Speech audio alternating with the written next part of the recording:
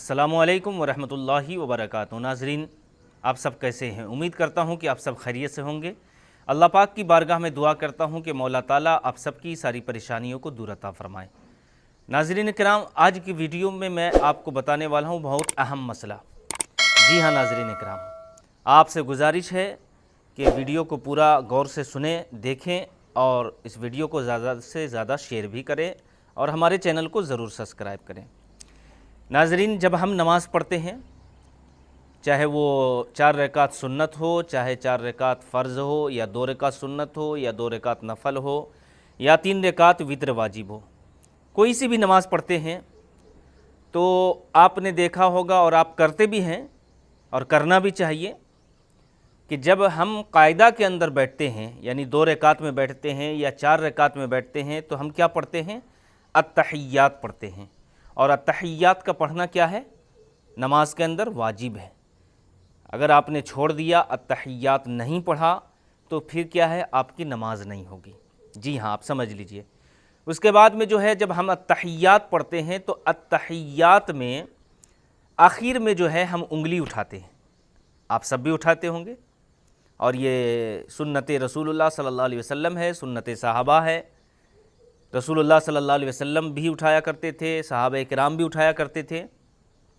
तो आज मैं आपको बताऊंगा कि उंगली उठाने का तरीका क्या है, किस तरीके से हमें उंगली उठाना, और फिर अपनी उंगली को किस तरीके से और किस वक्त में अपनी उंगली को सीधा कर देना। ये सारी बातें इंशाअल्लाह इस वीडियो के ज़रिए बताता हूँ। गुजारिश करता हूँ कि पूरे वीडियो को देखें। नाज़रीन किराम, जब आप कायदे में बैठते हैं, तहियात पढ़ते हैं, तो किस अंदाज से, मैं आपको तरीका भी बता देता हूँ और पढ़ के भी बता देता हूँ।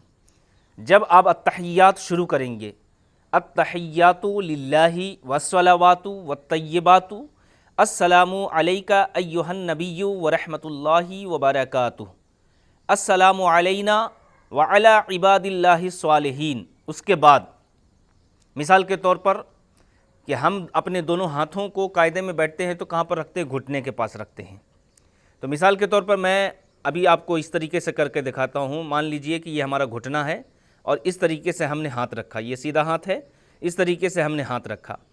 अब हम पढ़ेंगे अशहदु अल्ला इलाहा इल्लल्लाह। तो किस तरीके से उंगली उठाएंगे? हमारे हाथों पर आप नज़र करें। देखिए, फिर से मैं पढ़ के बता देता हूँ। अत्तहियातु लिल्लाहि वस्सलावातु वत्तय्यिबातु अस्सलामु अलैका अय्युहन नबिय्यु व रहमतुल्लाहि व बरकातुहू अस्सलामु अलैना व अला इबादिल्लाहि स्वालिहीन। अब उसके बाद में जो है आपको क्या करना है? पहले आपको अपनी उंगलियों का हल्का बनाना है। देखिए, ये जो छोटी सबसे उंगली है और फिर उसके बाद वाली ये उंगली जो है, ये गौर से आप देख लीजिए, ये छोटी उंगली, फिर उसके बाद ये, उसके बाद वाली ये उंगली। अब ये दोनों को इस तरीके से हल्का बना, ये इस तरीके से, देखिए ये इस तरीके से आपको कर लेना है। फिर उसके बाद में जो है बीच वाली जो उंगली है, ये बीच वाली उंगली और अंगूठा, ये अंगूठे, ये इस तरीके से आपको मिला लेना है। ये देख लीजिए, अब गौर से आप देख सकते हैं हमें, ये दोनों को मोड़कर नीचे को कर लिया और ये दोनों को मिला लिया है। अब ये बिस्मिल्लाह की उंगली आपकी बिल्कुल अलग हो गई है। उसके बाद में आपको क्या करना, देखिए इस तरीके से, जैसे हम घुटने पर इस तरीके से रखे रहते हैं। अब क्या पढ़ेंगे? इस तरीके से ऐसे मिलाएंगे 2 उंगली, फिर ये उंगली को इस तरीके से हल्का बनाएंगे, फिर बोलेंगे अशहदु अल्ला इलाहा पर। तो अश पर जो अलीफ का जो अश है, उस पर जो है आपको उंगली उठाना। देखिए इस तरीके से, अशहदु अल्ला इलाहा इल्ला, इल्ला की जो अलीफ है उस पर आपको उंगली गिरा देना है। देखिए इस तरीके से, ये हमने हल्का बना लिया, ये दोनों अंगूठा और ये बीच वाली उंगली को इस तरीके से मिला लिया। अशहदु अल्ला इलाहा इल्लल्लाह, इल्लल्लाह का जो अलीफ है उस पर गिरा देना है इस तरीके से। अशहदु अल्ला इलाहा इल्लल्लाहु व अशहदु अन्ना मुहम्मदन अब्दुहु व रसूलुहु। अब ये सवाल ये होता है कि क्या फिर इस उंगली को हम सीधा कर लें या इस तरीके से ही हम रखें?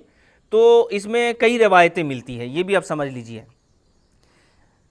बाहर शरीयत में लिखा हुआ है कि आप जो है जब अशहदु अल्ला इलाहा पर जब उंगली उठाएं, इल्ला पर जब आप अपनी उंगली को जो है गिरा दें, तो आप क्या करें? आप अपनी उंगलियों को फ़ौरन सीधा कर लें, यानी किबला की तरफ कर लें। ये बाहर शरीयत में और इमाम आज़म अबू हनीफ़ा रज़ी अल्लाह ताला, बहुत सारे जो है मुफ्तियान निज़ाम ने लिखा है कि अपनी उंगलियों को सीधा करके आप अपनी उंगलियों को किबला की तरफ कर लें।